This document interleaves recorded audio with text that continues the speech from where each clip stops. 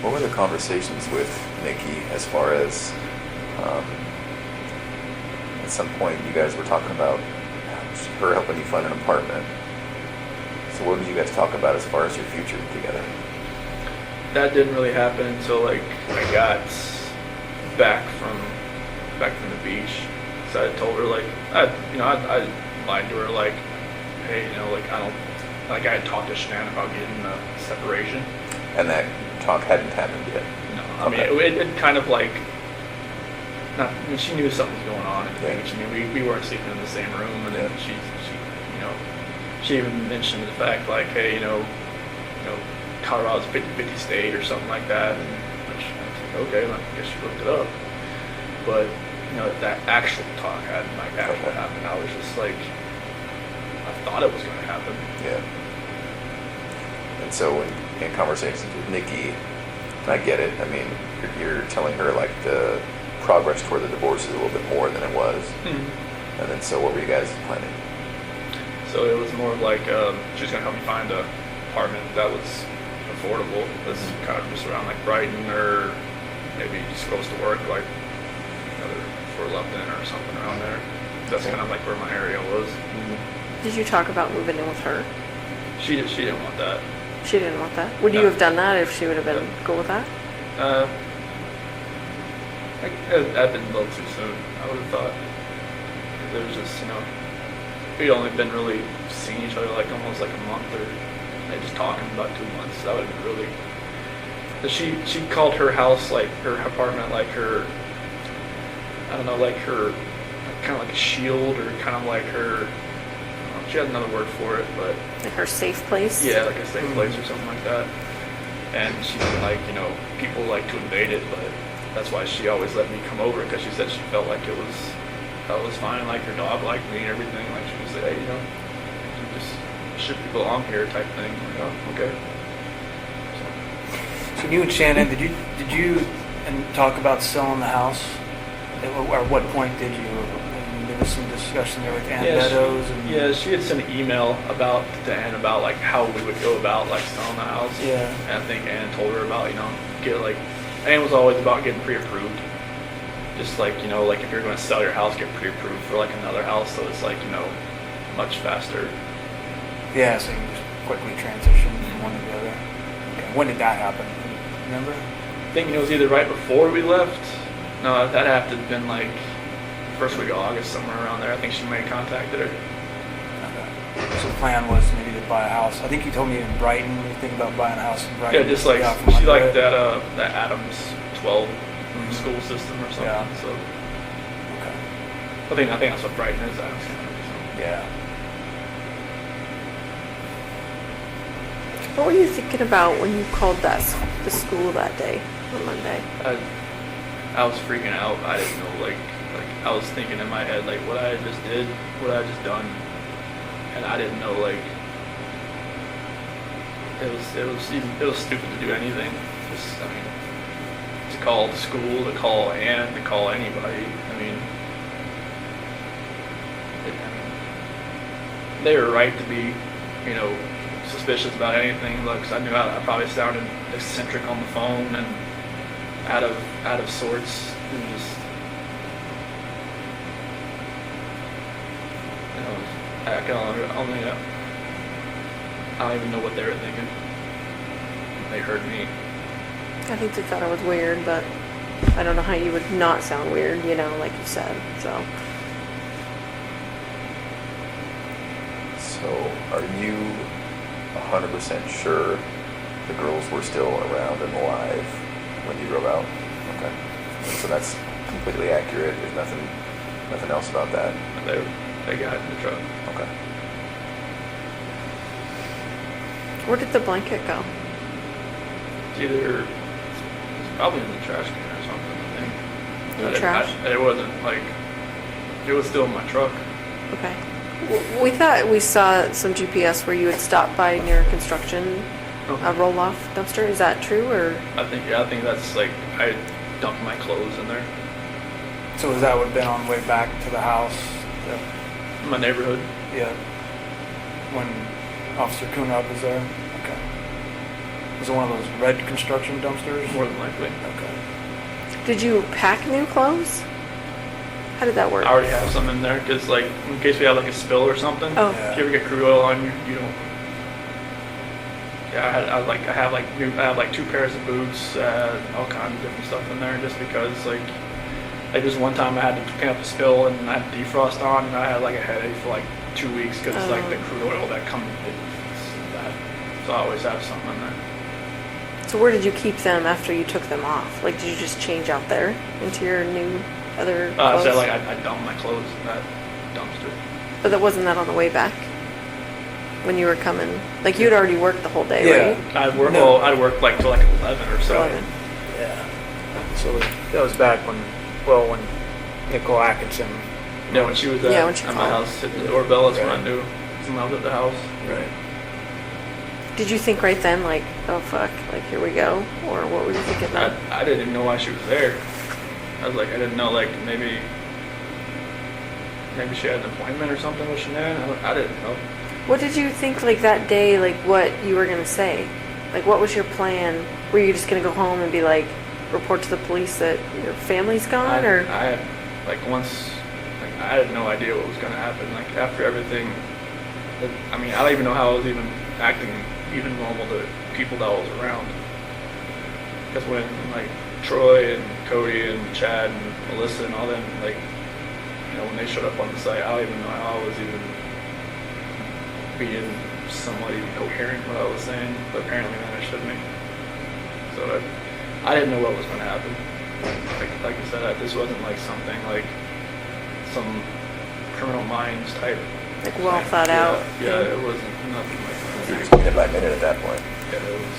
I had no idea what was going to happen.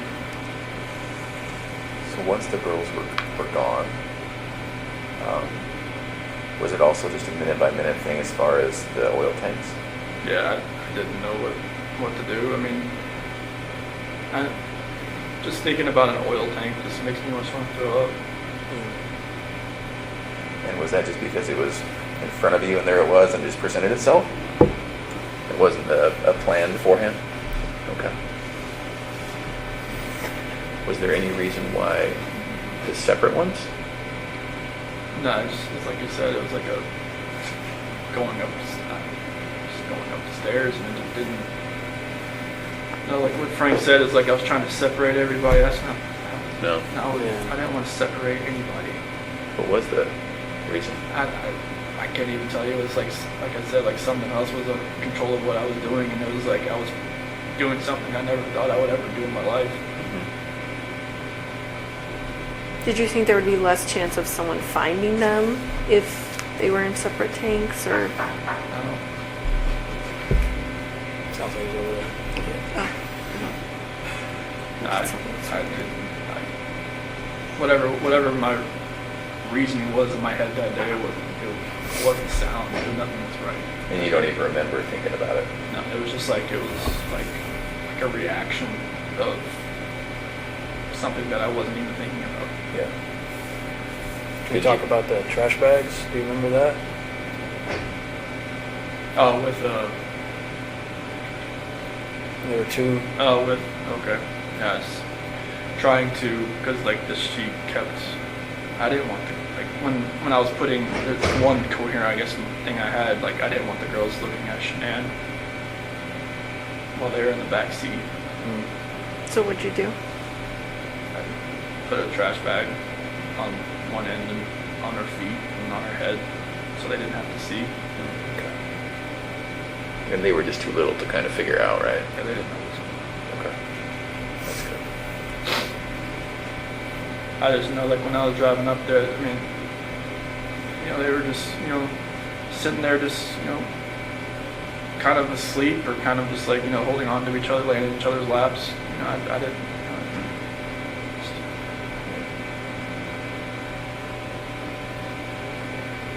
Do you remember having any thoughts or thinking about why not just putting them all together with Shanann? honestly, it was just happening so fast. I had no time to really have a thought that was my own. Okay.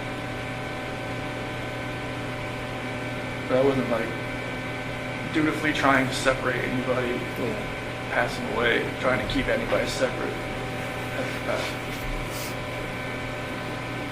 And everything, Frank, Sandy, and Frankie said, I don't hold it against them. I mean, they can hate me they have a right to hate me for the rest of their lives. They don't hate They you. don't. In fact, while we're on the subject, I speak with them weekly, and I told them that we were going to come here, and then hopefully would speak with us. And they told me to tell you, understandably, they're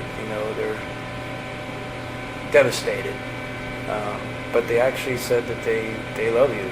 They still love you, and Sandy explained it. He's our son-in-law for 8 years. I can't just turn that off. So they don't hate you. They don't. That's amazing to hear that. Yeah. Well, and I can tell you, Sandy was the one that was most resistant to penalties in this case, and she said that. She told me that from the very beginning.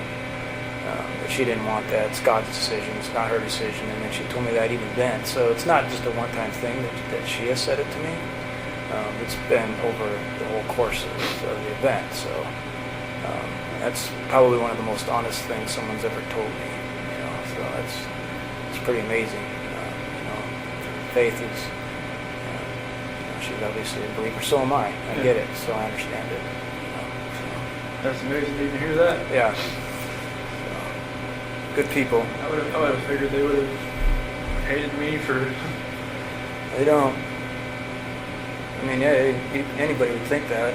I certainly would have, but I have to admit I was surprised, really taken back by that, but they certainly don't. What did they say when they knew you were coming out here? They said they want to know, details, because they need closure. And that's really all they want, and they want to keep it private. And I said, well, absolutely. We'll talk to them about what you told us, and just so they can put it past them, because they're having a hard time dealing with it and trying to get past it all. And I think that may help, just to know. Closures, I mean, my parents still think, I told them I pled guilty for a reason. Right. Right. And I told it to them when they had that video phone thing in Colorado the day before. I pled guilty, I plead guilty for a reason. I didn't just I knew other people were watching, so I didn't just go in and just say anything. But, they seemed to take it. Okay. What And made you do that, Chris? What made you plead guilty? I didn't want anybody else to. I didn't want them to go through this for 2 or 4 years. I didn't want my attorneys to lie for me for 2 to 4 years. They would have done anything I told them to do. Sure. That's what I don't see how they can do that. And that's what attorneys do. They take their defendant and they say, what happened? Okay, we'll go with that story. I told them everything I just told you guys. And it's just they got together if they ever offered a plea deal, would you ever want to just plead guilty to them? Yeah, if we can end this, end it. I was in September, I told them that. Really? Yeah, but it was way too early, and the prosecution was still doing their Yeah. investigating, still grabbing evidence and all kinds of stuff, and that wasn't even really on the table. So I think it was around Halloween. I think that's when the prosecution went to Frank and Sandy and Frankie's house, and it's talking if we can end this, would you be open to that? And that's when the whole death penalty and everything, all that Right. conversation happened. And I guess they were surprised that it would just be over. Yeah. And We were all in shock. I'm not gonna lie. yeah, that was It's like we were going 100 miles an hour and then we just hit a brick wall. That's what it felt like to all of us. So, obviously you had more time to yeah. I mean, contemplate it than yeah, us. I told John and Kate and Sophia and everybody, Amy, hey, if we can just stop this, and I know it's everybody's telling me to fight this. There's no everybody's saying there's not enough evidence to such and this and that. And I'm just like, no, I'm just like, this needs to end. Like, I don't want people to have to, because for Frank and everybody to have to fly back to Colorado every single time and get reminded of this, like, I'm not sure, like, it's never going to go away, but to actually have to come and talk about it, have other people talk about it, have, you know, all three of you get on the witness stand and say, you know, what they saw, what they've seen, you know, what they heard on tapes and everything like that. It's just like, I don't want people to relive that over and over and over again for years. Like, if I could just end this for everybody, and then, like, if there's any closure at all, they could, you know, it could start then instead of like in 2022. Right. You know, like, you know, and everything just like, 'cause I know it'd only get worse for everybody. So did it have anything to do with you not having the death penalty? No, like, I mean, honestly, like, when I was sitting in that cell, I felt like I should have died. I mean, I was listening to everybody telling me, like, hey, if you do this and this, you can hang yourself in that cell. You could do this and that. They were like telling you stuff. Yeah, you could you do. could drown yourself in the toilet if you wanted to fill your toilet bowl up or something like that. It was, they've been there a bunch of times. And, like, you know, at one point I was listening to them. Mm-hmm. You know, I was just like, you know, I just felt like maybe there's a different purpose for me somewhere. You know, maybe it's here. I don't know. Like, I prayed to God every day that He would move me away from Colorado, like, move me away from, like, the DOC there, because I just knew, like, 'cause they were saying there was a hit on me. They said if I was going to a DOC in Colorado, like, I'd last a week and I'd be dead. Because of, like, the gangs and all that kind of stuff. So, like, I just felt like God moved me here for a reason, and I'll, you know, hopefully I can help people that way. But, like, I didn't want my family, I didn't want Shanann's family, all of our friends, like, you know, having to go through that, because after a while I knew it was like, this stuff was everywhere. And I knew, like, all her Thrive friends, everybody, that was just like, it would just broke, just put that hole in their heart just a little bit bigger every time. I didn't want that. I knew it would have gotten worse. I didn't want it to get any worse than it already was. Did you ever think about, well, you know, it could be very believable, what I told him, it could be very believable that Shanann did, you know, end the girls. And so maybe if I tried to convince people that, maybe if I fought with my attorneys on that, maybe I could lessen it somehow. Did you ever think about that? Honestly, I never even thought about the story until you guys mentioned it. Yeah. Yeah. Okay. I wondered. I never even thought about it until you guys mentioned it. And what did you think about it once it got mentioned? It's just like, I just went with it.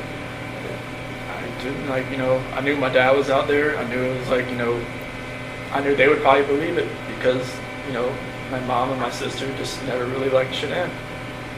I knew that, like, you know, I mean, through all this, like, I got letters from some of my friends that even said, you know, when we went over to your house, we could see, you know, Shanann was more of a dominant personality and more of like, you know, you're always helping with the kids and everything. Just, you know, you're a great dad and everything. We could see, you know, a couple things that I never saw or, you know, whatnot. And even my best friend Mark even said, you know, there was always, you know, something, you know, I didn't really get with Shanann. I was like, nobody ever told me any of this stuff, but okay. But yeah, it was, I never thought about that story. And, you know, that's what my attorneys were going with. Yeah. And then, like, I think it was probably the second week I told them, like, what had really happened. What did they say after that? They were quiet. They were writing it down. They were, they said they wouldn't judge me. So I told them. I told them everything that happened. And they, you know, appreciated, like, I guess, you know, most of the time, you know, their defendant or their, you know, defendants don't, like, tell them actually what happened. No. Yeah. They just, you know, tell them, all right, get me out of here, and this is what happened. But I told them what happened. I didn't want them going, if this was going to go, like, anywhere in courts, I didn't want them to be under a false pretense and, like, get surprised. So I know, like, there was probably things that you guys probably knew that maybe if I lied to them and just tell them, no, this is what happened, that it would have, like, made them look, you know, foolish and stupid and just, like, you know, unprepared. And I'm just like, this is what happened. And they, you know, they appreciated me telling them that. So now they would be prepared, and that's when they were saying, like, you know, if it was ever, you know, if we ever went to them, the prosecution, and say, hey, if we could end this, would I be open to it? I'm like, if it could end, send it. I know there was like, wasn't her phone found on the couch or between the couch cushions? Like, did you plant all that I stuff? just threw it in there. You just threw it in Yeah, there? Why did you do that? I don't know what was going on that morning. Like, even like, you know, her watch, her phone, like, you know, if I was actually, like, if I'd planned this, I would probably just take it out to the field or something, you know? But, What you about know, her ring and stuff? What were you thinking about that? It's like, you know, maybe she actually really wanted a divorce. Maybe she didn't want to fix it. Just put it there on the counter. She took it off? Or did you take it off? I took it off. Okay. Oh, so that would look like she was saying, I want a divorce, I'm leaving it here when I'm taken off. I see. So the phone and her watch and the couch, was that morning before you left to go to service? Okay. That's, I think, Nicole's son found it or something. Yeah. What other things did you do that maybe we even missed? So the phone and the watch. You know, I think I threw the therapy book she wanted me to read in the trash. I don't know. That was that morning? I think so. Were you trying to make it look like she threw it in the trash? I don't know. I just like Oh. I just didn't think nothing was ever going to work again. So I didn't know what was going on. Did you go down to the basement? I thought the basement door opened. Yeah, the door is open, but yeah. So there was a lot of movement, you know, I think it was around 4:26 or something. And the garage door opening, the basement door opening, and then of course the living room sensors and all. Do you remember what you were doing all during that time?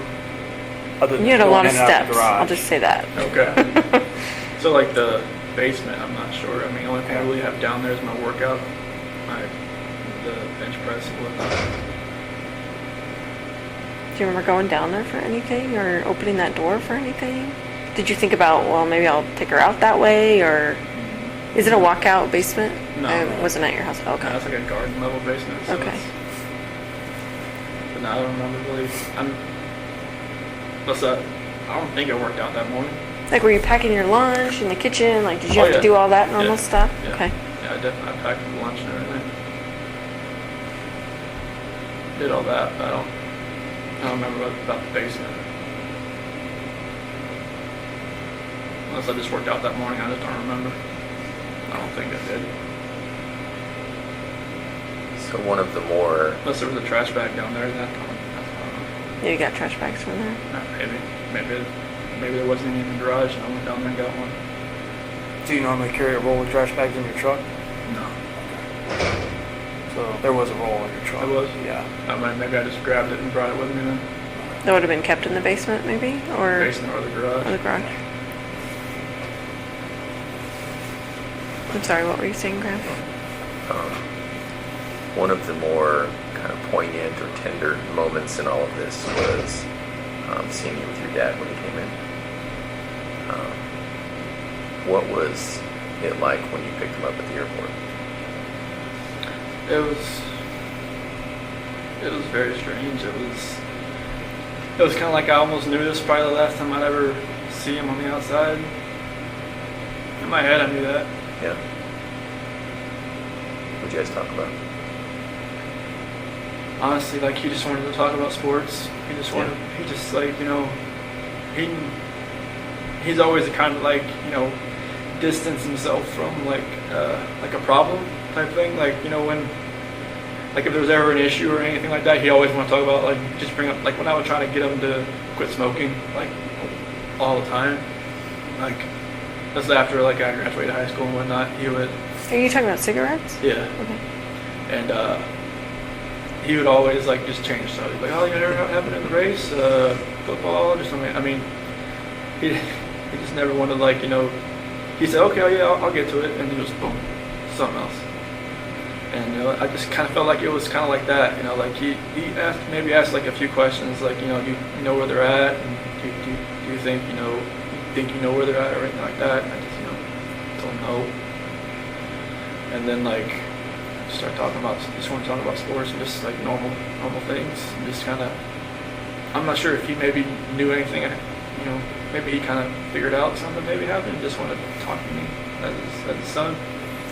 Is it possible he saw that you were in a stressful situation and wanted to do what he always did, make Yeah. things comfortable? I think that was a good way to put it. I bet you picked up a lot of that from him. Yeah, because I mean, stressful situations, like I mean, the gray hair didn't show it, but like I try not to be in stress.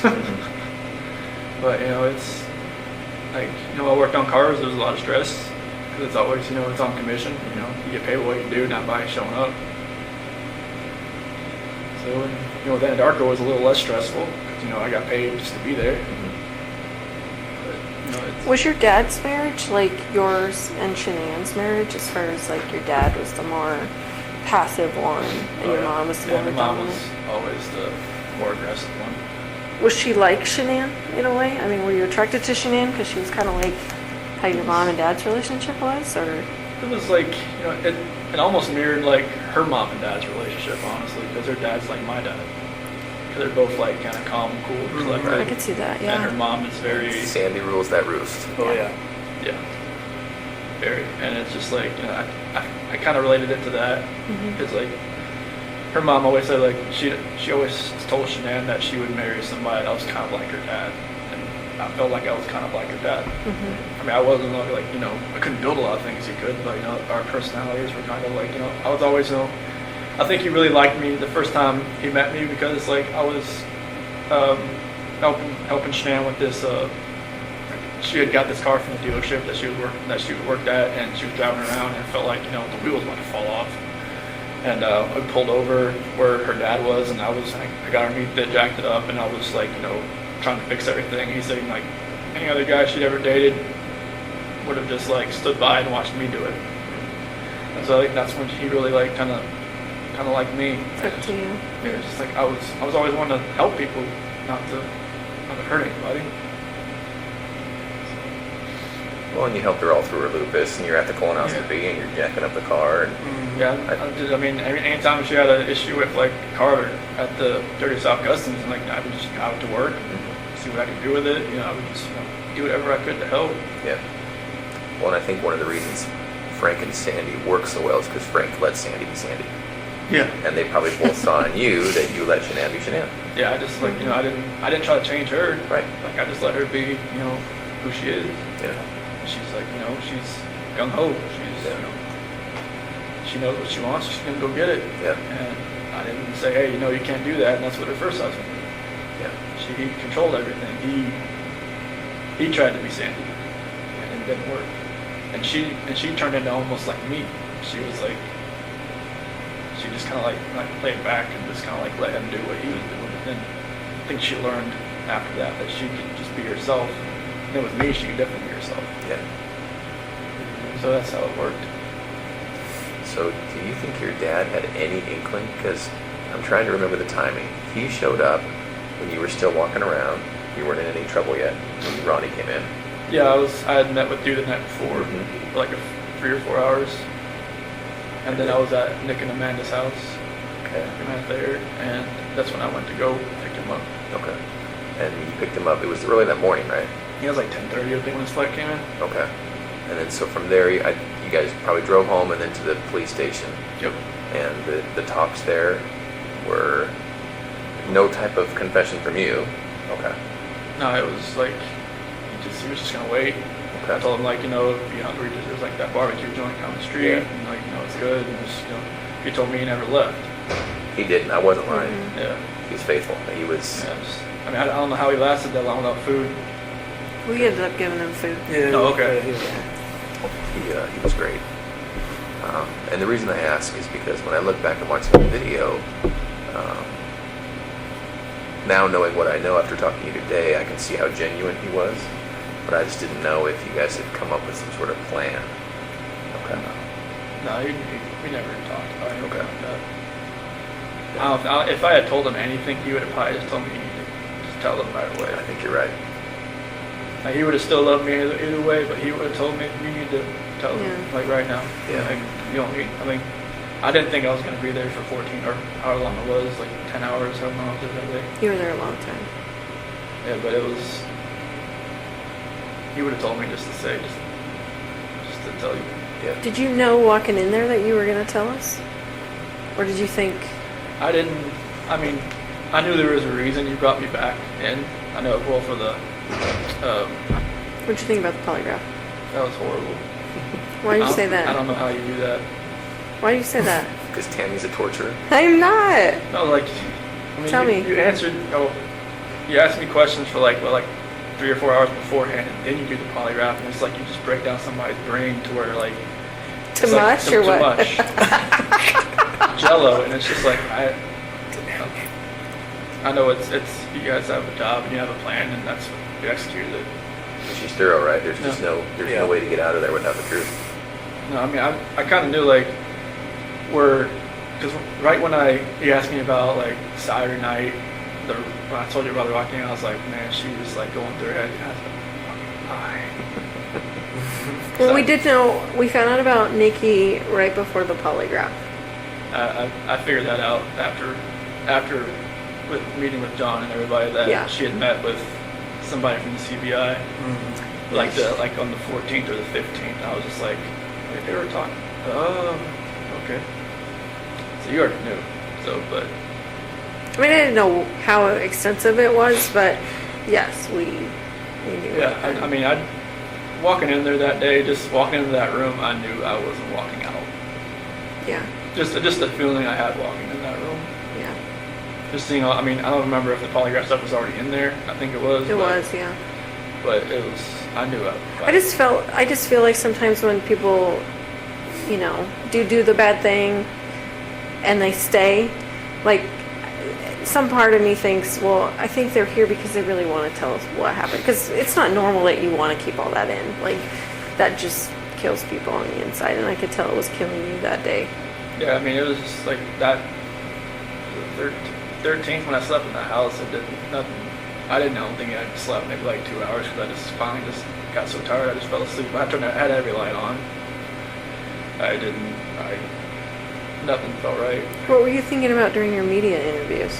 I didn't want to do it. Why did you do it? Did you feel like you had to do it? I felt like, they would have just kept knocking on my door until I answered it. And like, I didn't even set it up, but Nicole Atkinson set it up. She told me, hey, Fox Is is she the one who set it up? She said Fox is going to be at your house at 10:30. I'm like, what? I'm like, okay. And I think I even called you about it. Like, what do you recommend that I do? And he's like, it's kind of up to you. I'm like, okay. And I called one of her friends. What should I do? And she said I probably wouldn't do it, but I just felt like I don't even want to know what I said, what I looked like on there, because I knew it. Some people said it just made it look even worse after the fact, but It didn't look good. I mean, obviously we can't say, oh, we knew right then he was lying, but I think we all watched it together and went, this might be bad. yeah, I mean, I had that feeling after I watched it. So I could kind of see it in your face. it's like I was just lying to more and more people, and it's just like Do you have internet access here? no. So you don't get into that trap of putting in watching What all trap? that. Oh. The social media trap and all that. No, It's they don't. ridiculous. They don't let you have social media here. Like, I think some of the GP guys are getting like these little like tablets or something that are like the size of like a older iPhone or something. But I think they can use like email. But I'm not sure about like social media. No, definitely no social media. But like, I'm not sure about internet or not. But this place is kind of like a dead zone pie for phones, anyways. I would think. I don't know, we're getting service, which is weird. Yeah. I didn't think we would. We are here. Yeah, right in this room. Maybe this is kind of like a hub of Yeah. computers. Yeah, that's This true. is the spot. Yeah, computer room. You would hope they'd have some. Did you talk to Nikki afterwards? After all this happened? On the 13th and the 14th. What was that conversation like? It was the 13th. It was kind of like, It was more text, and then maybe a phone call, like a phone call, and then she thought maybe Shanann like took off with the kids, like just because I was telling her I didn't know where they were and all that. And then the 14th, she kind of like, I think she kind of thought something may have happened because they hadn't come back. Why do you say that she might have thought that? Her, she kept asking me like some weird questions. Like she kept asking like questions that only I would know, but she was testing to see if like it was actually me on the phone. Like What do you mean? Like she would ask like, like what's my dog's name, or like what do I like, what yoga studio do I go to, or something like that. And just like, like I just answer like I'm, and then like another thing like I'm not sure if this is you. I'm just like, okay. Is this through text or is this through calls? Text. Oh, okay. So she wasn't hearing your voice. Okay. Yeah. Is it possible she thought you'd been arrested and we were on the phone? One, either Shanann had my phone or somebody else had my Oh, phone, or alright. like maybe maybe she thought it was. Well, hopefully Shanann would know all the answers to those questions, right? No. This is Nikki asking me. Yeah, but Okay. if she's asking you your name of your dog and what yoga studio, and Yeah. like, wouldn't Well, Shanann know that? maybe she thought maybe I was with Shanann. That she was just trying to find out who she was. Mm. But yeah, I like could see some of the conversation like on the 14th got a little weird. I think that's when she met with CBI or something, or FBI. I'm not sure who she met with first. So she talked to you after she met with? No. Oh, she That did. was like she had told me like, this is the last time you'll probably hear from me. I'm going to stay at my friend Jim's place while this is all going on. She said not to contact her until this is done. She told me to delete everything, and I didn't delete everything. I just okay. I'm not sure why I didn't delete everything, but probably helped you guys out a little bit. But She told you to delete everything? delete all conversations. Did all she tell you why? correspondence. She just said delete it. Which I don't think you can ever delete a text message. We're pretty good at getting deleted text messages. Did when your dad came in, one of the first things you guys talked about, he said, kind of quietly, I cheated on her, I cheated on Shanann or something. Your dad didn't know until that time? No, they had, when I was in North Carolina on August 6th, when I spent most of the day with my parents and my sister and everybody, they had, I had told them like something like, this, I don't think this is going to work, like, with what happened with the nuts and everything, and they're not being able to see the kids, they're like, this is the first time they had talked to me, and pretty much. Oh, because you went 3 weeks or something, right? Yeah, because Shanann told me to call him while I was at the beach just to smooth everything out, because she was like, all right, whatever's going on in your head, you need to fix this. But she didn't want she didn't want the kids to see him, she didn't want to see him. And then like when I did see him on August 6th, it was after I went and saw my grandmother. She's in a nursing home. And she still wouldn't go see my parents or anybody with the kids.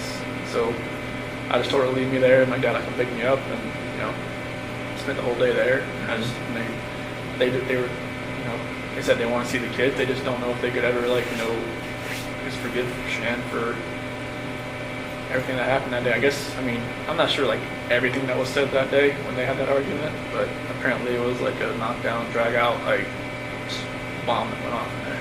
Pretty hurtful things. Yeah, I'm guessing so. And they just don't know like if they could ever forgive her or not. And I just like I never told them about like cheating on her. Like they even asked me, is there somebody else? Oh, did they really? Yeah. So they could kind of sense maybe something was going on? Yeah, because Nikki was texting me the entire time I was over there. Oh. So like, they could kind of see like I was texting somebody, but it was like maybe they kind of knew. Like even like when I was in San Diego talking to my friend Mark, I told him about Nikki, but I didn't tell him like I was gonna meet up with her. Okay. I told him that I was trying to like I should have just told him right then. Maybe that would have helped me. I know maybe he had an instance where there was some girl coming after him, and she was engaged, and he ended up getting with her, and then they were together, and then she cheated on him. Is this before he was married or during? It was after. Okay. So but like he could have, you know, helped me, but I just, you know, I never told him the whole thing, that, you know, it was a lot further along than I wanted it to be.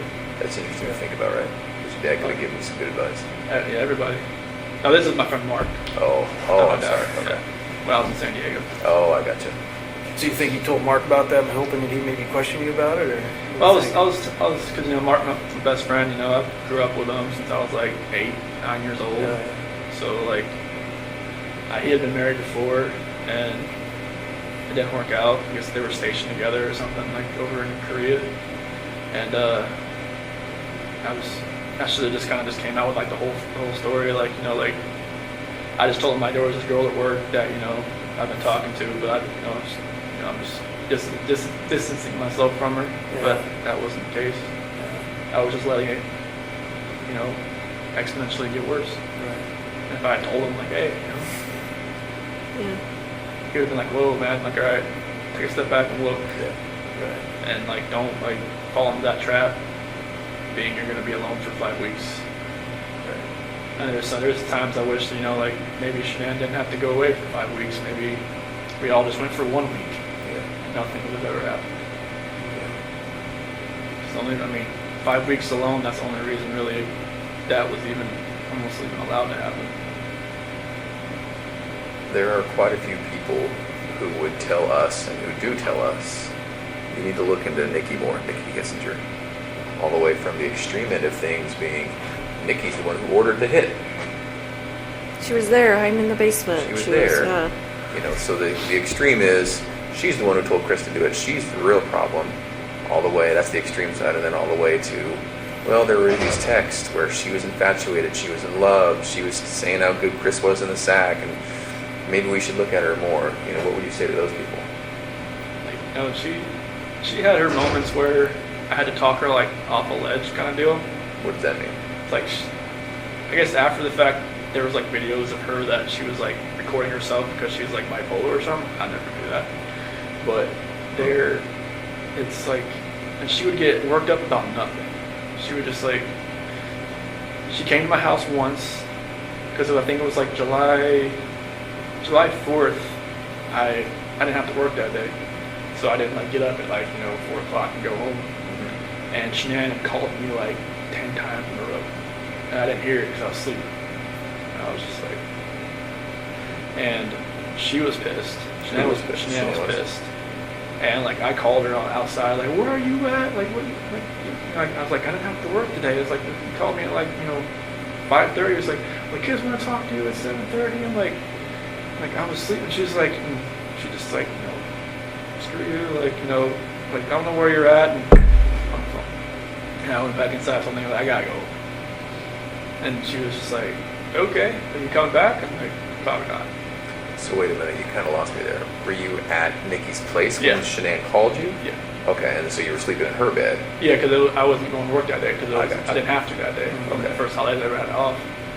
And, Shanann was pissed, and, it kind of pissed Nikki off too that I left. But I think that's when I'd called Nikki later, and she was like, she kind of realized that, she'd always be like, the second, she said second fiddle. Sure. And because that's how I would come back that day. Just, I don't want to be anywhere else when Shanann calls. She was already pissed. So it was stuff like that where she would she would go, she said she would go on like websites and look at like, will a relationship work with somebody? Like, will a mistress work? Will a mistress turn into a relationship? That's what Nikki was looking at? Yeah. She would tell you that, or you She heard told that? me that. Okay. Yeah, she said that she would go on websites and look at stuff like that. I was like, why do you even look at stuff like that? She's like, I just want to see what other people have experienced. But so that confuses me though, because I thought earlier you were saying she thought you were heading toward a divorce. So why was she looking at herself as a mistress? This was later on. Oh. Like, okay. in August, like Okay. first week of August, when I told her, like, I had to have that talk with her about separation. Uh-huh. That's when, like, she started looking at, like, apartments and stuff. But, like, during our July relationship type thing there, Oh, I see. that's when she was looking up, like, will it actually work? Okay. She told her friend Brittany about it, I guess, and Brittany told her not to do it, but she said she already made her decision. Okay. And so, are those people absolutely wrong about Nikki?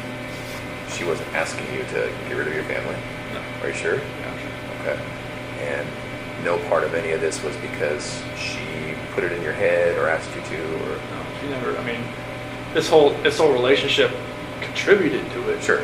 But she didn't Okay. want me to. I mean, was it ever like, I wish you didn't have kids, I want to have, kids of my own with you, like, She never knew if she wanted to have kids, but she said that, at one point she said, I'd like to give you a son. did she know that Shanann was pregnant with a boy? No. Did she know Shanann was pregnant? No. And why is that? You just didn't tell her? I didn't tell her. Because we had met. But Shanann put that on Facebook. That's Like, how did she not see that? I don't know. Maybe she did, and she just was waiting for me to tell her, or she put it out of her head. Can I ask you a question? A lot of people think you named Nico after Nikki. So what was that? Nico was actually a name that Shanann liked. Okay. Shanann thought of that one? Yeah, I wanted to spell it like N-E-K-O. I thought it was like Nico that way. Mm-hmm. But she said N-I-C-O, and I thought it was like, sounded like Nico or something. Okay. I guess Nico is more of like an Italian name. Italian, yeah. So, and like she did leave for, my middle name and my dad's and all that, but like Nico is like, that's a name that she always liked. Okay. Did she name all the kids? Did she name Bella and Celeste? Yeah, Bella, because Italian means beautiful. Marie, mom's middle name. Celeste is her grandmother's name. Catherine's Shannon's middle name. Did you have any input in their names? I just liked them.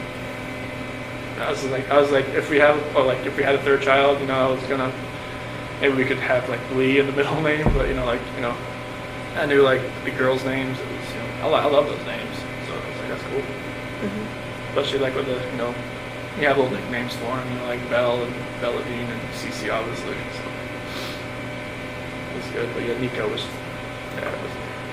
Okay. Can we go back to the house on the 13th? So, at one point, right when you got back there, Coonrod was there, Officer Coonrod, and Nicole was there. Mm-hmm. And then you went in the house in there for about a minute or so before you let everybody in. Remember what you were doing in there at that time? So I went into the garage, Right. and then I ran around and I opened the front door. Yeah. Opened the front door did everybody come in through the garage or the front door? Everybody comes through the front door. Yeah, so I came in, I went in through there, I came in and opened the front door, and I ran upstairs. I just was like I was looking around. Okay. That's after everybody? Did you go around the house at all before you opened the front door? No. I didn't run around the house. I stayed down on the bottom, on Okay. the bottom floor, and then Yeah. went and opened the door. Yeah. Okay. Just curious. And I ran upstairs and everybody else, and that's when Nicole's son Mhm. was on the phone, and I was acting like I was walking through the house. Yeah. Shanann had her bra on. Was that normal that she would sleep in her bra? Every once in a while. I mean, she just got home from the plane, so she didn't even take off her makeup or anything. Maybe she was just that tired. But normally, I don't know. Did it not come off when you guys had sex? I don't think so. Sometimes she just, she just keeps her shirt on and she doesn't want me to do anything. Just like, she wants what she wants. She knew what she wanted. That's what she wanted. Was it just missionary sex? Yep. And when her final resting place, was that just naturally what she was wearing? You didn't change her or anything like that? Okay.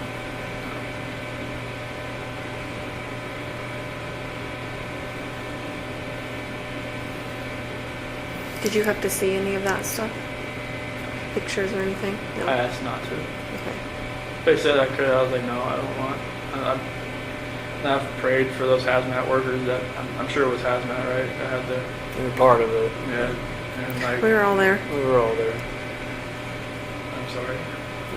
Yeah, I never wanted to see it. I just prayed for that. I'd rather have to be there.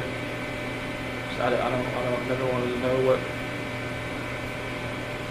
what the aftermath was. And they said like if this ever got like a preliminary hearing that I would have to see him just to be prepared.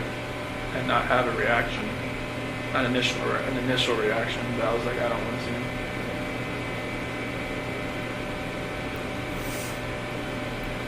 Do you feel like your lawyers were fair to you? Yeah. Yeah, I mean, they were my only human contact, really. Yeah. So they're kind of like, almost like a guidance counselor, almost. Yeah. Did you feel like you were driving the bus though, with your decisions you made, Yeah, I or mean, no? I was like, there was a lot of things I didn't really know what was going on behind the scenes. Like, Sure. maybe there was a lot of things they never told me. Like, like stuff that came out like afterwards, like that whole Nikki Kessinger article in Denver Post and all that kind of stuff. They told me like afterwards and everything, but it was. I always felt like anything I was telling them, they were gonna do. Like the whole taking the plea deal and everything. I told them that's what I wanted to do, and they asked me like, it seems like 100 times, "Are you sure you want to do this? Are you sure? Like, once you sign this, like." I guess like up until sentencing, I had the time to like back out, but like they always, even before we walked in the courtroom, they're like, "Are you sure?" I was like, "Yeah, this is it." Like, okay. They never told me this is what you have to do. Mhm. They always just said, "This is your decision. Like if you want to take this farther, we're And John said he was ready. He had all kinds of motions written, all kinds of stuff that were like really creative, and because he'd never been in something like this before, and he was ready to fight. And I was just like, I didn't want you to have to do that. Not for me. Not for something that the story isn't true. Because it would just only gotten worse Right. for everybody, for all three of you, for everybody that was involved in it. Are you still glad you did? Yeah, I mean, I never thought I'd be in prison the rest of my life, but like I don't want people to have to keep going through this every day of their lives, knowing that there's a trial hanging over their head, or I mean, if it ever got that far, I don't know. Yeah. But like, I didn't want people to have to relive it every day. Yeah. Did they have to ever see the pictures? Say that Did again? they have to ever see the pictures? Frank and Sandy and all that? No, they never saw it. They saw some things. They didn't see anything of that. Okay. Yeah, we shielded that from them. That's one thing. I just didn't want them to have to see anything or hear anybody talk about anything or any part of it. Or like, anybody bashed their daughter, like anybody to ruin, like, to hear what, some of my friends had a negative, impact on her, from her, or like had a description of her that didn't match, something like that. I didn't want them to hear that either. Like, I didn't want them, like, anybody had to trash her memory. Like, I wanted like them to know, like, she's loving life, she's beautiful, she always helped everybody else, all of her friends, her Lucas friends, everybody. I just wanted, I didn't want anybody to take away from what she did. We tried to get you to say that night. I know, but do you remember that? I remember. I was just like, I know you obviously weren't ready to say that then. I know. It's like, like after my dad left, we both came in like, all right, we got most of the story. Let's get to the true story. I'm just like, I just wanted to bang my head against the table. Well, in the end, I think you did the right thing. And even though it's hard to hear, there's a lot of people who thank you for what you did. I think your whole life has been thinking of others, except for one brief moment. I think you really did think of others when you made that choice. So I personally thank you, right? Because it would have been hard for the three of us to go through about this hard, and for everyone else about that hard, right? Yeah, it was anybody that was family or friends. Right. It would have been, just exponentially harder for everybody. Yeah. I think you did the right thing. So you haven't told your parents what happened, you just told them I'm pleading guilty for a reason? Yeah, I've told them like on the phone, even because they're still. I don't know, You should fight it, you should get... They've got letters from like Australia, from England. I mean, of like the 35C in Colorado and stuff, like improper counsel or something like that. Ineffective counsel. Ineffective counsel, and I mean, some of the stuff they've they've said about the dry patch, how it's not like FDA approved, how it can alter somebody's mind, like like something. It was some kind of condition, but there's something else they call like CPSD, complex post-traumatic stress disorder, or something like that. Have been like some people from England have had it. It's like they've been in an emotionally abusive relationship and stuff like that. I mean, just like, you know, some of those subjects they put in there, like, yeah, I can relate to it, but like it doesn't make up for the fact what happened. But like they've got a lot of support from, they've got a lot of hate mail, a lot of phone calls, a lot of like, you know, stuff like that. I wish they never happened. But they, you know, they get some support, which is good. But on the phone, they still think, you know, there's a chance that I could get out. Yeah. I mean, you don't want to ever think your kid's going away forever. Like, Yeah, I mean, You don't wanna fathom tell me that. they tell me to fight it, like, you know, they don't, not every day, but on their bad days, Yeah. they'll get a bad message or a bad letter, and then I'll just kind of revert back. is it more your mom or your dad? My mom, she loses it a lot Yeah. on the phone. My dad's usually trying to, you know, like, hey, don't talk about this stuff on the phone with him, because it's just gonna rile you up, and it's gonna make him go back to his cell, and he's gonna just kind of think about that all night, Right. and that happens a lot. Yeah.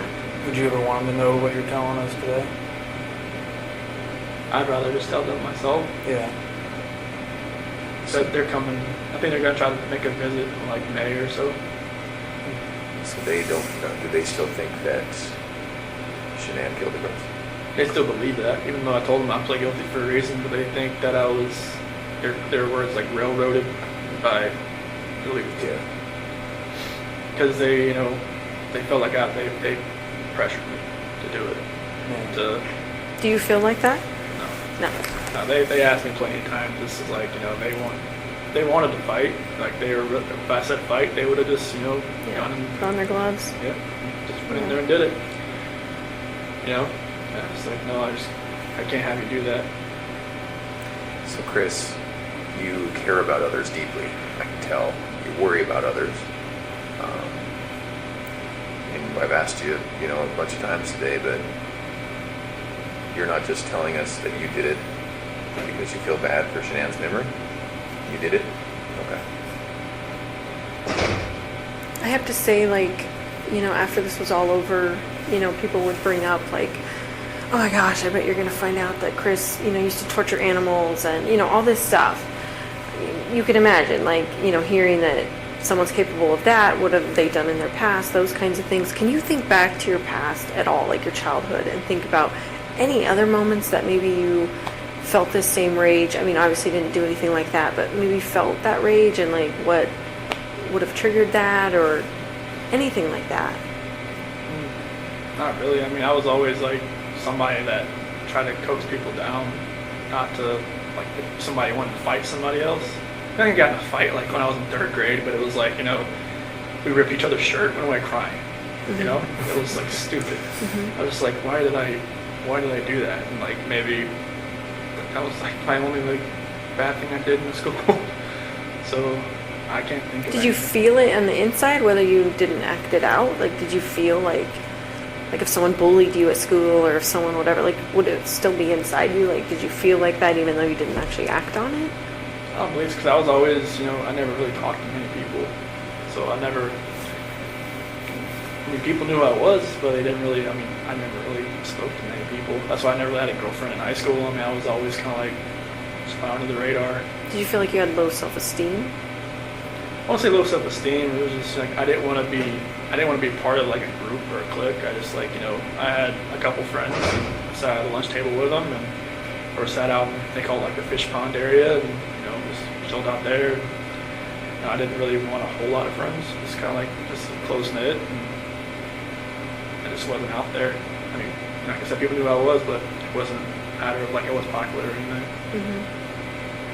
Can you attribute that to anything in your childhood? Why you were like My that? sister was always the popular one. Uh-huh. She was more like my mom, like more like outgoing, and like me and my grandma would always sit outside in middle school waiting for her to come out and pick her up, and she'd always be the last one out. She'd talk to everybody in the hallway. And my grandma would always like, where's she at? Does she know we're waiting?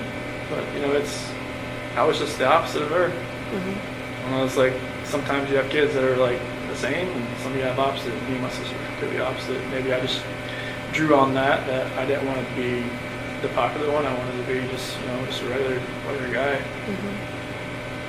So there was not really like bullying or not like I remember. Nobody ever really came up to me or wanted to fight me or. Never got made fun of, never. I mean, I had braces and I had like a bowl cut for a while. I guess it could have made a big fun. I think most kids did. 90s, the 80s and 90s were cruel. Yeah, it's like a Jim Carrey cut with the bowl on your head. Just shake them around. But yeah, I don't think there was anything that would be pent up inside me From childhood. childhood. I know you talked about your dad having an addiction when I was talking to you. That was after I left. I left home. Was it cocaine or something, or? It was some type of powder. I'm not sure. I guess Okay. it was cocaine. I guess How do you think that affected you?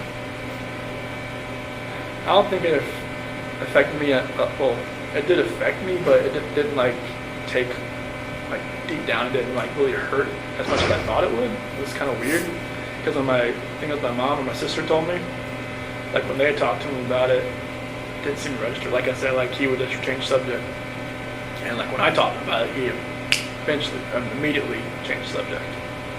I was like, because they found like, cuts on his like CDs and stuff where he would like, Oh. separate it and stuff like that. Yeah. Because he at a car dealership, I mean, you find guys that do that kind of stuff all the time, I guess. But he was just coping with like, I never came back home. And it was before I met Shanann. And it was just... Did you feel guilty that he's now using drugs because he never came back home, like he lost his kid? I never really knew why he was doing it.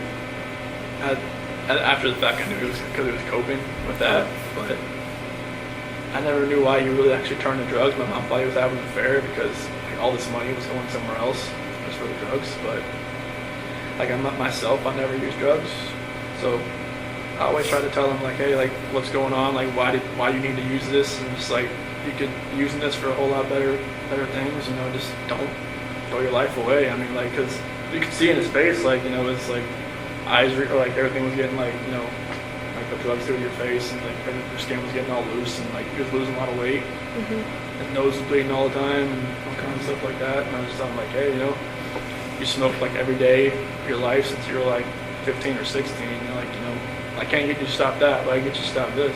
Right. And he put it away, I guess, pretty quick after I talked to him about it.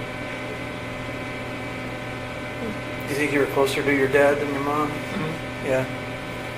Yeah, we always went to races together, and he always came to my sports, played for a couple school sports, rec ball, all that kind of stuff. Yeah. My mom would come too sometimes, and my dad was always there. Always, yeah. Even if I wasn't playing, he'd just come there just in case I can't win in there. Oh. So that's cool. Yeah. Well, I wondered if they hadn't visited because they weren't ready to visit, or if it was a money thing, or like Visit here getting or the time off. Oh, no. Yeah, you like Visit here? Yeah, visit here. Well, I just told him like, well, we can't drive in the snow, so it's kind of like, I don't want. It's These just, roads are bad. Yeah, it's I think it's like an hour from either Madison Airport, whichever Yep. way it is. I told him like wait till springtime. Good advice. Yeah, It's pretty brutal. it was yesterday. Do they have money to get here? They sold my toolbox to get some money to come out here. Okay. So yeah, so they'll come out here and like they said April, but I was like, just maybe push it till June. They said they can sometimes have a blizzard out here in April sometimes too. Yeah, Like the late spring blizzard, yeah. so lake effect stuff is crazy. Yeah. Mm-hmm. And how are you doing mentally? I mean, the first time I didn't know I was coming here. Obviously, I mean, when I was at DRDC, like They swooped you up, didn't they? I was there a week. Like first day I got there, they put me through the ringer. Like I had like 11 tests to do, like mental tests, like reading, math, all kinds of stuff just to see where my IQ was. And then I just sat there the rest of the week. And then Sunday came along, and after dinner they said, "All right, strip down and put this on." I'm like, okay. And then walked outside and put me in the van. And it's like, okay. I had no idea what was going on. And then we stopped in Sterling, which really freaked me out. I was just like, I don't want to do this, because I heard so many horror stories about that place. And and they just stopped to use the bathroom, and then we kept going. In the prison? Do they use the bathroom at the prison? Yeah, it was like at the watchtower outside, Oh. and we went into Nebraska, sheriff's office there, and then another sheriff's office in Iowa. Used the bathroom, eat breakfast, and then got here. I asked him. I only talked to him once. I'm like, can you tell me like where we're going? Like just to Destination State. He's like, I don't know. So it was like one of those like transport vans, like where it was like had just the middle where I was sitting there, and I could see out the window, and I could see like they would put in an address each time. Like they had like 4 sets of addresses to each one they had to go to. They just would never tell me where we were gonna end up. What did they say your IQ was? And I was like 140, 135 or something like that. Is that high? I don't even know what. That's good. That's above average. Yeah. Yeah, it was tipping back to high school for real. I'm like, The main parts of the city on all that stuff. yeah, there was a lot of word problems, a lot of like geometry, a lot of like patterns. Like if this was moved this way, and then there was like a series of them. Like, all right, what's this one going to be? Just a lot of stuff like that. But like the further you got along, the harder it got. And I was just like, it's like great. And it was like they give you this little take that pen and take the little tube out in the middle, and that's where you're using to fill in these little Scantron sheets and everything. I felt like I was in high school again. Do you know how long you're going to be here? Neither do I, by the way. And do you know, are you going to get a job? If since I'm staying here, well, since I've gotten staffed here, you have to work. Oh, so what's your job now? I don't have one yet. Okay. They haven't moved me out of the acceptance and evaluation, assessment and evaluation You're project. still in that phase? Okay. And how long will that take? Oh, right now, like since I've been staffed here, I'm just waiting for them to move me over to a different unit. And are you in Gen Pop right now? No, I'm in a unit. There's like 11 or 12 of us on there. There was like 22 when I first got there, but they've been transferred to the other prisons around Wisconsin. And what are the other guys like? They're fine. Like the first time, like I sat out and ate like a breakfast or lunch with them, I was scared. Are you nervous, scared? Yeah, I was just like, this hasn't happened. Like, since this never happened. Yeah. Like I said, they locked the hallways down when I moved to Colorado. Well, I've heard that. Yeah. So it was like being next, like right like this, eating next to somebody. I was just like, is he gonna like take a spork and try to stab me or something or what? But it's totally different here. I mean, people know who I am, but like they don't like run at me or jump at me or like. Apparently they the guys that work here, they know that I guess other maxes are like you lock down like 22 hours a day. Oh, so then this isn't all right place to be? For like By other comparison? max guys. Good. Yeah. They said it's the best max but the worst medium. Oh, Because if you're max, you're working, so you're out at your cell working. Like if you're a clerk or if you're in the kitchen or if you're in the rec area, you're doing something. okay. But yeah, they said like if you get staffed here, it'll be best for you. Plus, they say it's not as like rowdy as some of the other places. Yeah. Oh, that's pretty intense. Yeah. So like, I mean, I'm going to the GP area. I just don't know when. And you think it'll be while you're here? Okay. And Yeah, where are they said like I guess it could take it takes a while to get moved from max to medium because in Colorado I was classified as minimum restrictive, but with the charges it would have been medium, but here it's automatically max. And what are the other guys in for? Do you know? They said most guys in here are for like gang snitches and sex offenders and mainly people that have 20 years or more. So people who were in for a long time and who would otherwise have a pretty hard time at a jail Yeah. for whatever they did, Yeah. whether it be snitching or Yeah, like children or. yeah, or there's some people from other states here as well, and I guess there's a couple cops here too. Okay. Just things have happened, and they just don't think it'd be better. It'd be a lot better if they're here and not at another prison. Yeah. Okay.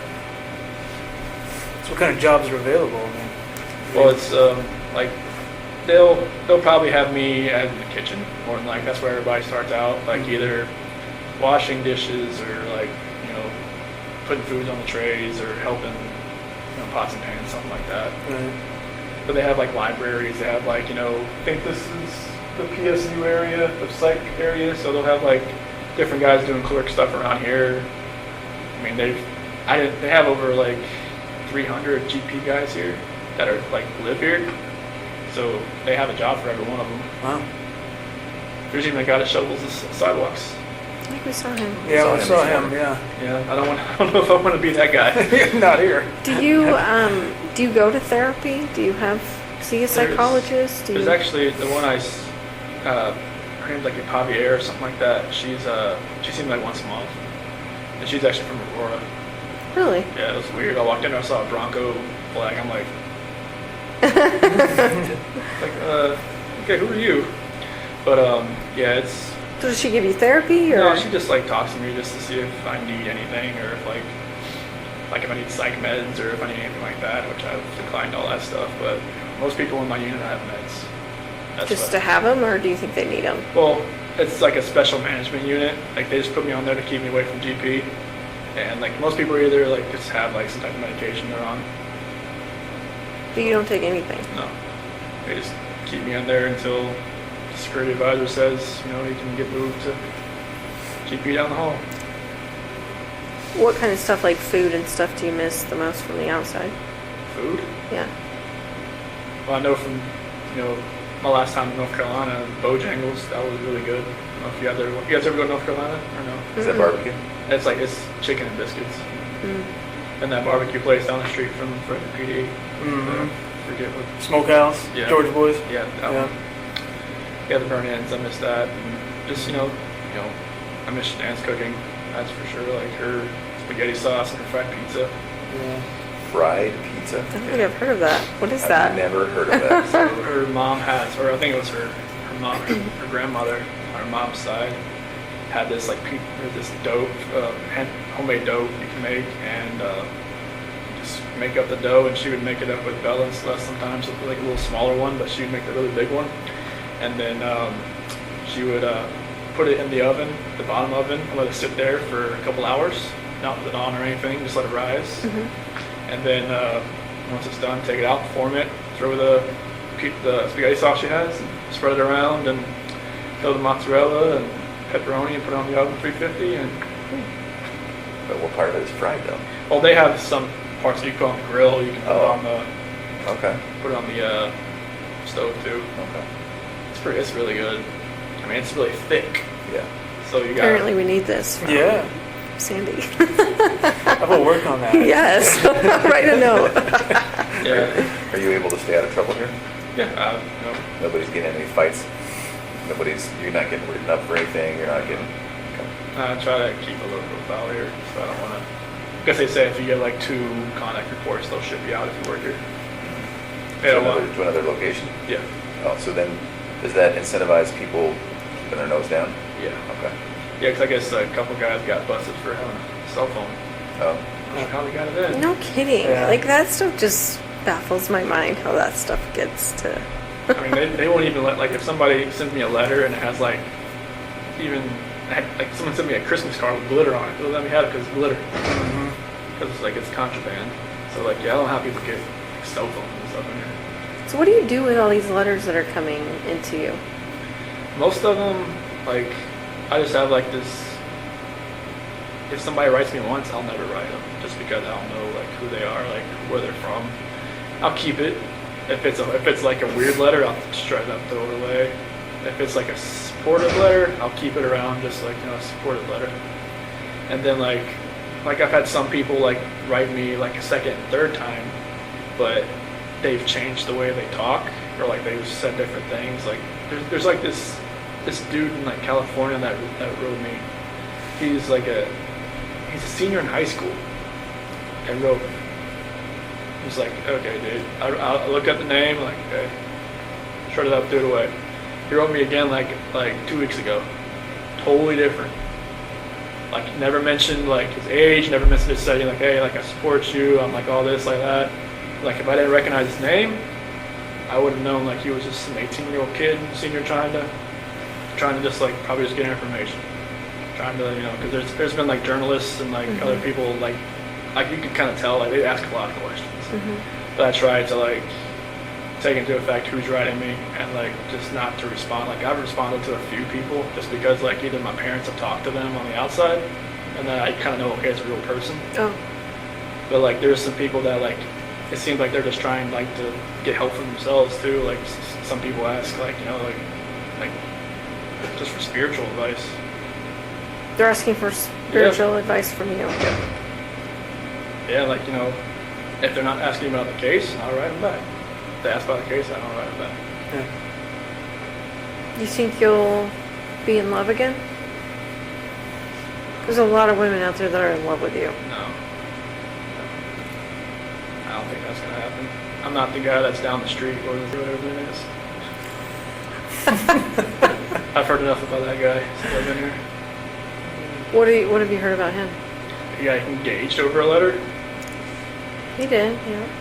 That's pretty insane. But yeah, I don't see myself being in love ever again.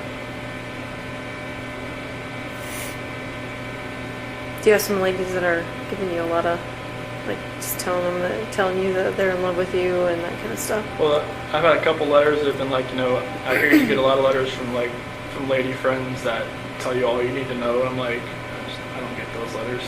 Trust me. Like I guess there was one letter in Colorado, someone sent me a picture of them in a bikini, and then it's like went on from there. That was like the only letter I ever got. That was like that, but the press took it and just went with it. Yeah. Do you ever get requests from the press? Mm-hmm. And how does that work? Just tear it up. Throw it away. So are you personally are declining? Well, I don't like writing back.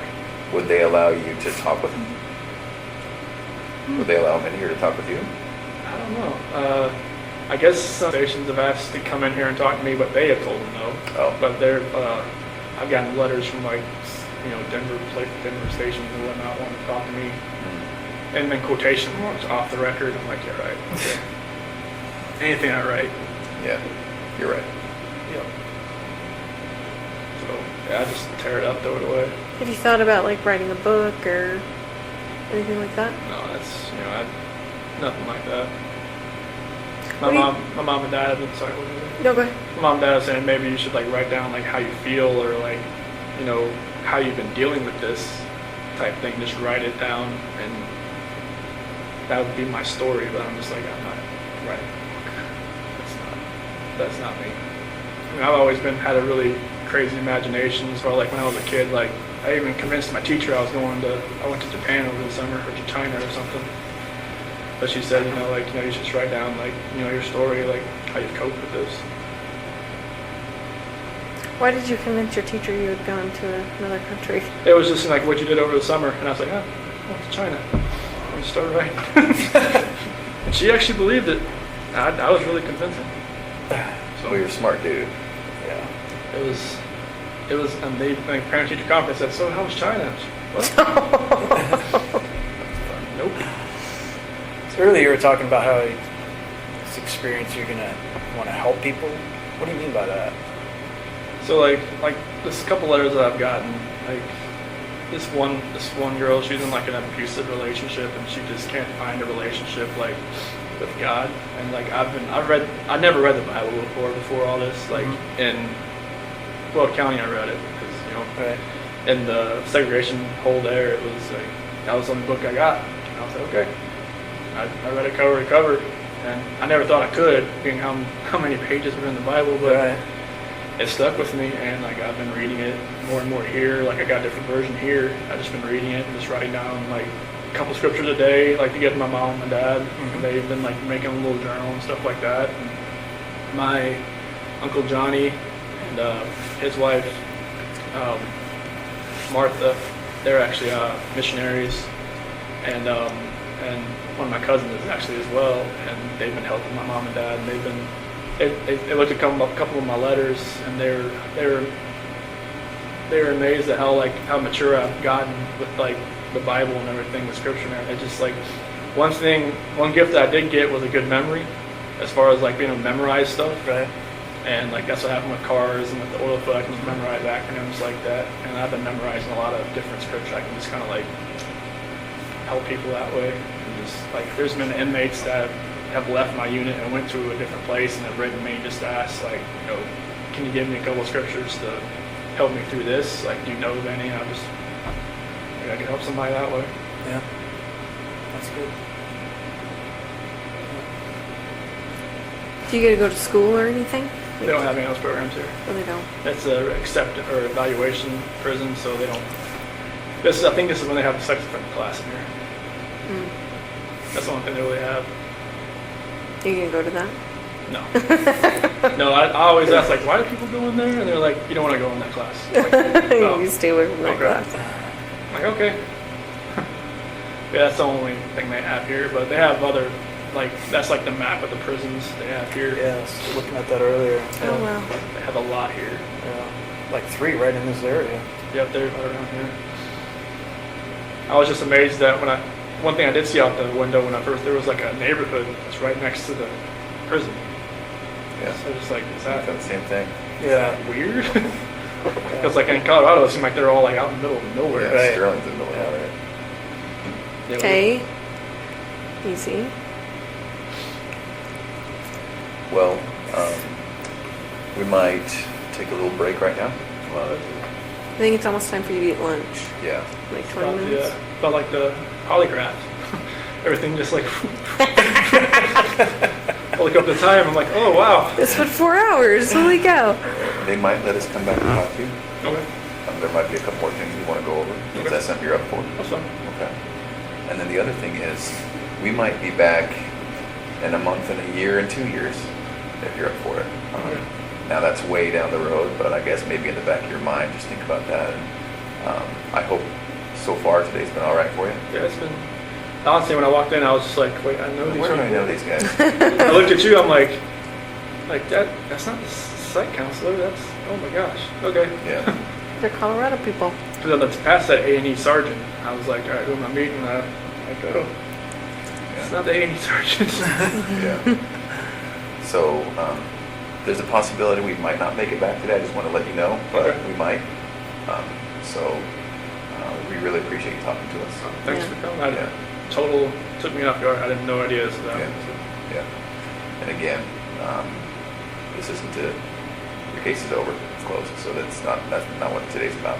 Okay. We really appreciate it. You did a lot of things really well, really good. You made a lot of good decisions. And obviously we're here because of just Sure. one bad decision, but I think that you've taken steps to get past that. So yeah, we might come back after lunch if that's all right. That's fine. Okay. Cool. I'm gonna go see if I can grab somebody.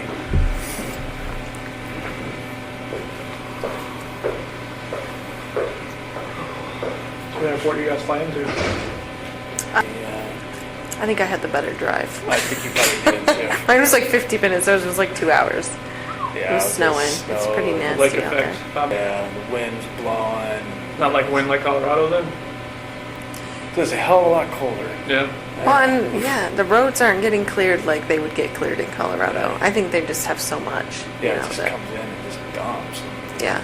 Colorado, it just melts within a couple hours Right. here. Just honestly, I haven't seen it melt here since I've got Well, that's the here. thing. Everyone's Yeah, houses are just piled, you know, like, oh, it's the next snow and they just pile it on top. So it doesn't look like anything melts. No. Which is the problem. So Yeah. Okay.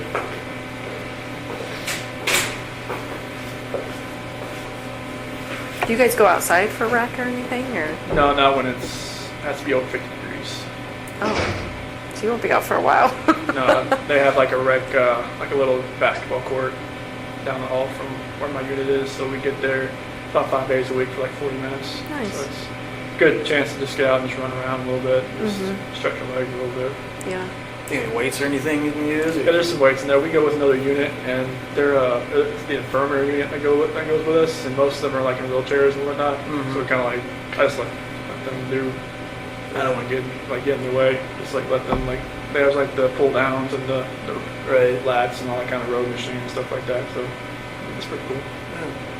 Yeah, but I think they have like a track or something like that you can run around. Once we can go outside. Colorado, they let you go outside. Like, I never went outside, but like at the DRDC, they just said do you want to go outside? I'll let you go outside. That's cold.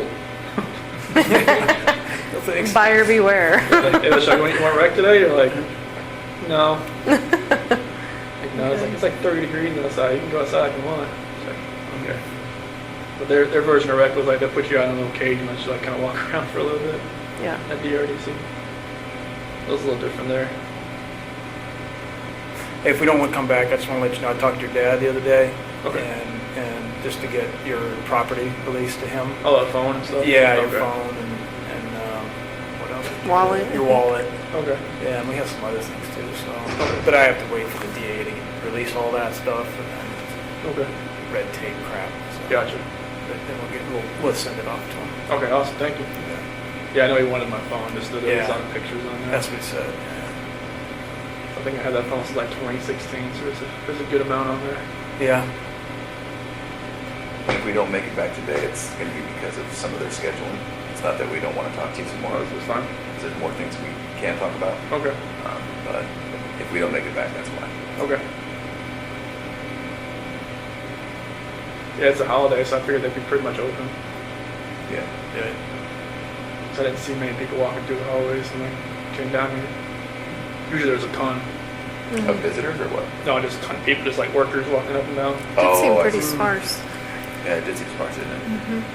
That was one thing I was shocked about when I walked around here. I was always used to seeing everybody in handcuffs walking around the hallways. Mm. Here, just walk up and down. That is interesting, right? I thought the same thing. I couldn't tell who was who. Yeah, it's like You can't necessarily you tell. You see the red tag, it's like an inmate, but it's somebody else. It's somebody who works here, Oh. or like somebody that's like actual civilian that works here. So then you're not in shackles and handcuffs that often? I haven't been since I got here. You're kidding. Huh. That's why I was amazed. I was like, when the guy took me in the hallway, I was like, anything? No, just keep walking. Yeah. That's my psych counselor was saying, this isn't a max when she first got here. I was like, no, it's just like a max or something. They just like, you know, if you want to act up, they'll If you put want you to in. abuse it, you'll earn those shackles back. Oh yeah, they'll put you in handcuffs, take you to the hole, Yeah. Yeah. and then they'll ship you out of here. They have a solitary here? Oh yeah, they'll strap you out to the bed. Oh, yeah? Yeah. Jeez. You can't move. Yeah. A reminder of, behave, right? Yeah, it's like don't Not that you don't need it, don't but- pass food, don't pass anything that's not yours. Otherwise, you're gonna. Do you get to buy like commissary and stuff? It's different here. It's like a bubble sheet instead of like Colorado was like a little touch screen you can do. Uh-huh. But here it's like a little Scantron. You send it off to like Missouri, and it's the same company, but it just takes longer to get here. Mm. Yeah, it's Like what kind of stuff can you buy? like ramen soup and peanut butter and oatmeal, like lemonade mix, stuff like that. I usually just get the oatmeal and the ramen soup. Do your parents put money on your books then?